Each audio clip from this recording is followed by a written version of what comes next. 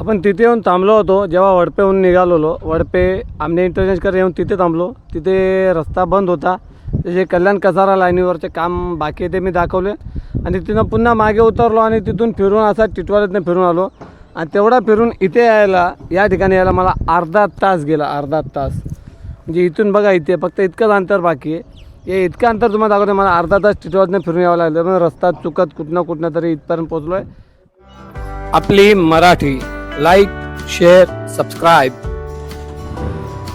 हे आहे आमने इंटरचेंज, ज्या ठिकाणी समृद्धी महामार्ग प्रवास सुरू होतो.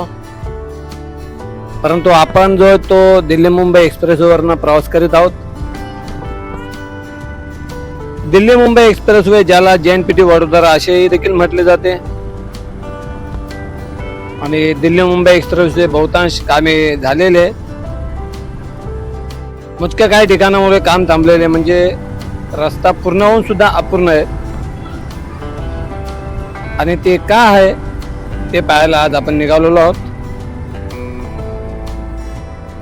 जसे आमने इंटरचेंजवरनं आपण पुढे येतो, जो सावत पिसे डॅम रस्ता आहे, सावत ते टिटवाळा जाणारा, त्या पिसे डॅम रोडवरील जी पाईपलाईन्स आहे, त्या पाईपलाईनवर जे ब्रिज बांधण्याचे काम सुरू आहे, त्या ब्रिज जवळनं आपण चाललेलो आहोत.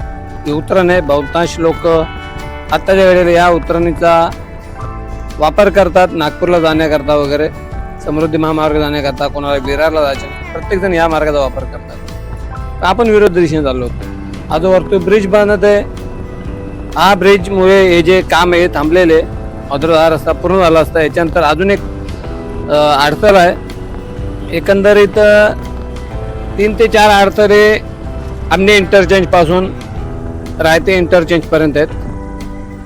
आणि ते कुठले आडकाठी येतात, कुठले अडथळे आहेत ते पाहायला आपण निघालेलो आहोत. समोर जो रस्ता तो किरवली गावात जाणारा रस्ता आहे. आणि आपण आता ज्या ठिकाणी उतरण घेतली त्याच्या ऑपोजिट साईडला, म्हणजे पाईपलाईन क्रॉस करून विरुद्ध दिशेला आलेलो आहोत.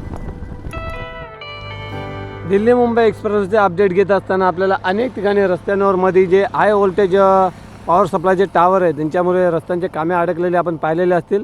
परंतु या ठिकाणी म्हणजे आमनेच्या पुढे आल्यास इथे कोरवले काहीतरी गावाचं नाव आहे, त्या ठिकाणी हा एक छोटेखाने मंदिरमध्ये आहे. त्यामुळे हा रस्ता देखील इथे अर्धवट स्थितीत राहिलेला आहे. चला पुढे जाऊयात आता. किरवले गाव वगैरे सोडला, आमने किरवले गाव सोडल्यानंतर इथे पाहू शकते रस्त्याचे काम थांबलेले. कारण जसे की मी आत्ता अगोदर मंदिर रस्त्याच्या मधोमध होतं, त्या ठिकाणी बोललो की काही ठिकाणी हाय व्होल्टेज जे पॉवर सप्लायचे टावर आहे ते नेहमी या रस्त्याच्या मध्ये आडकाठी, आणि हे फक्त दिल्ली मुंबई एक्सप्रेसवेचा जो रस्ता त्याच्यामध्ये आडकाठी आहे, तिथे देखील ते काम जशा तशामध्ये आहे ते हलवतील. त्याच्यानंतर हा रस्ता पूर्णपणे सुरू होईल. आणि त्याआधी इथे थांबलेलो आहे. हा इथला मधला रस्ता आहे जो बाकी काम होणे.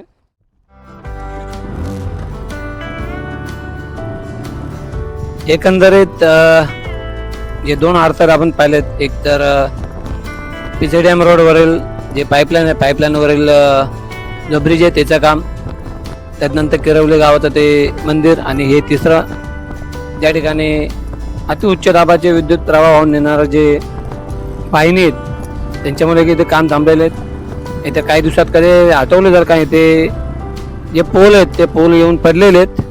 म्हणजे जे उच्च दाबाच्या वाहिनीसाठी जे खांब आहेत ते खांब इथे आलेले आहेत. तर येत्या काही दिवसात तिथे बदल झालेला असेल, कदाचित ते काम लावलेले देखील असतील. आपण त्याचा अपडेट नंतर घेऊयात. आणि आपण अशा प्रकारे टिटवाळा कल्याण कसारा जी रेल्वे लाईन तिथपर्यंत आलेलो आहोत. आपण पोचलो ते टिटवाळा या ठिकाणी. तुम्ही इथे पाहू शकता रेल्वे लाईन, आणि बरंचसं काम जे लटकलेलं आहे ते या रेल्वे लाईनमुळे लटकलेलं आहे. आणि इथून समोरच रायते इंटरचेंज आहे, साधारणतः 5-6 किलोमीटर अंतरावर, त्याच्यापेक्षा जास्त अंतर नसेल. परंतु जे काही काम राहिले ते या रस्त्याचं काम तुम्ही पाहिलं, एक तर ते हाय व्होल्टेज पॉवर टावर जे होते त्याच्यामुळे थांबलं आहे, दुसरा रस्ता अर्धच काम त्या मंदिरामुळे थांबलं आहे, आणि तिसरं जे ते हे जे रेल्वे लाईन आहे कल्याण कसारा रेल्वे लाईन, या रेल्वे लाईनमुळे देखील थांबलेलं आहे. आणि मागच्या वेळेस जेव्हा मी आलेलो इथे काहीच काम नव्हते झालेले, परंतु आज तुम्ही पाहू शकता रस्ता इथपर्यंत आलेला आहे. पण आपल्याला आता इथे जाण्याकरता बराच मोठा फेरा घेऊन जावा लागणार आहे, जो रस्ता मला माहीत नाही, पण मी शोधण्याचा प्रयत्न करेन. हे बघा इथे म्हणजे पिलर्स उभा राहिलेला आहे लांब लचक. पुढे देखील गर्डर्स पिलर्स वगैरे टाकलेले आहेत. गर्डर्स तिथे रेडी आहेत. हा मुख्य पट्टा हा एकदा तयार झाला का हा जो पूर्ण रस्ता हा पूर्ण तयार झालेला असेल. तर आता आपल्याला ह्या बाजूला जाणे म्हणजे इथून पुढे आपल्याला जेमतेम 1 मिनटाचा अंतर आहे. पण ते 1 मिनटाचा अंतर पार करायला आपल्याला कमीत कमी आता 15-20 मिनटे जातील. चला जाऊयात पुढे. आणि अशा प्रकारे काही सेकंदाचे अंतर पार करण्याकरिता आपल्याला टिटवाळ्यातून फिरून जाणे. खरं तर यापूर्वी मी गेलेलो नाही आहे. आता जाऊन पाहूयात. आणि हा जो ब्रिजच्या बाजूला दिल्ली मुंबई एक्सप्रेस ज्यावरून आपण आता प्रवास करून आलेलो आहोत. आणि हा जो रस्ता आपल्याला लागला आहे आंबिवली टिटवाळा. कदाचित हा जो टिटवाळ्यापर्यंत काहीतरी मानकोली नाही डोंबिवली ते टिटवाळा काय रिंग रोड बनवेल त्याचा कदाचित हा एखादा हिस्सा असू शकतो. आपण रॉंग साईड जात मग आपण उलटे फिरून जाणार आहोत. इथनं आपण वळण घेऊन टिटवाळ्याच्या दिशेने चाललेलो आहोत. मी प्रथमतच चाललोय. मला का माहीत नाही हा रस्ता कुठून कसा जातो ते. निघालोय.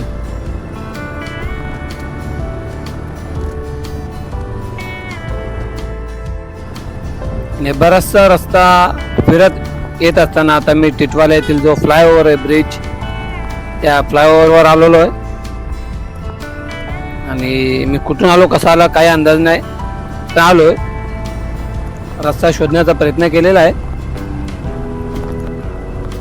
खरं तर बराच उशीर गेला. मी तर बोललो की आपण 10-15 मिनिटापर्यंत पोहोचू म्हणून ते दुसऱ्या बाजूला. परंतु 10-15 मिनिटं मला ऑलरेडी इथेच येईपर्यंत झालेले आहेत. तर इथून पुढे कुठून कसा रस्ता आहे ते देखील पाहूयात.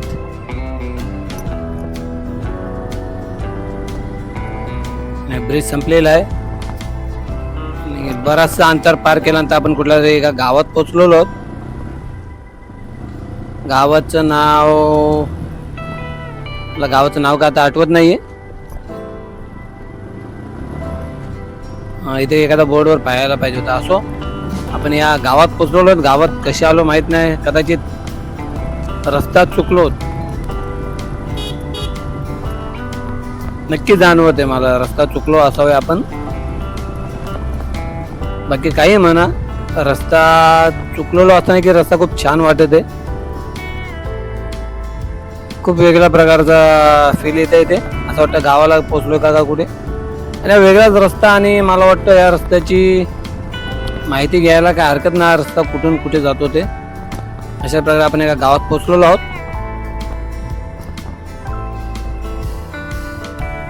फार छान वाटत आहे या गावात.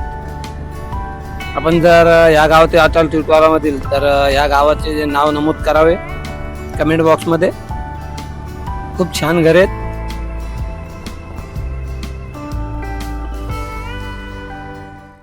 हो तो हायवेला जायला रस्ता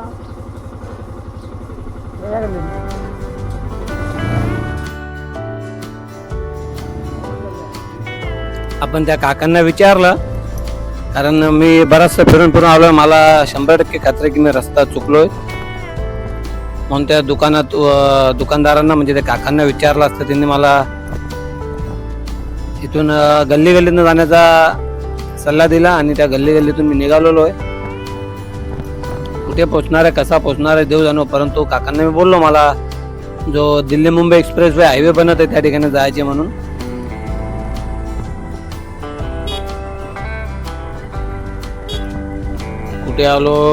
कुठे आलोय. आता सुद्धा मी एका व्यक्तीला विचारलं असतं. त्यांनी मला सांगितलं सरळ जावे. आणि समोर तुम्हाला दिल्ली मुंबई एक्सप्रेस वे दिसेल असं त्यांना म्हटलं. साधारणतः 1 मिनिटाचा अंतर ते बोललेले आहेत. आणि अंदाज बरोबर समोर आपल्याला दिसत आहे दिल्ली मुंबई एक्सप्रेस वे. मी तर बोललो की आपण कदाचित 10-15 मिनिटात पोहोचू. परंतु मला अर्धा तास होऊन गेला. मी आपली ड्रायव्हिंग करतोय गावातनं इकडून तिकडून फिरतोय.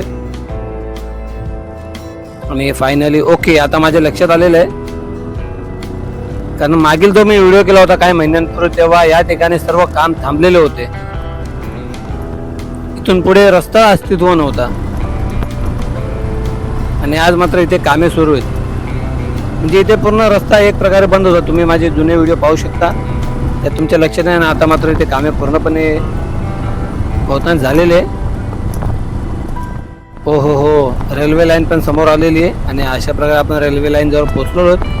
काही सेकंदाचा अंतर आपल्याला कमीत कमी अर्धा तासाचा फेरा घ्यावा लागला. म्हणजे आपण रस्ता चुकलो म्हणून, नाही तर कदाचित 10-15 मिनिटात नक्कीच आपण पोहोचलो असतो. आपण तिथे येऊन थांबलो होतो. जेव्हा वडपेहून निघालेलो, वडपे आमने इंटरचेंजकडे येऊन तिथे थांबलो. तिथे रस्ता बंद होता. जे कल्याण कसारा लाईनीवरचे काम बाकी आहे ते मी दाखवले आणि तिथून पुन्हा मागे उतरलो आणि तिथून फिरून असा टिटवाळ्यातनं फिरून आलो. आणि तेवढा फिरून इथे यायला, या ठिकाणी यायला मला अर्धा तास गेला. अर्धा तास म्हणजे इथून बघा इथे फक्त इतकंच अंतर बाकी आहे. हे इतकं अंतर तुम्हाला दाखवतं. मला अर्धा तास टिटवाळ्यातनं फिरून यावं लागलं. पण रस्ता चुकत कुठनं तरी इथपर्यंत पोचलो आहे.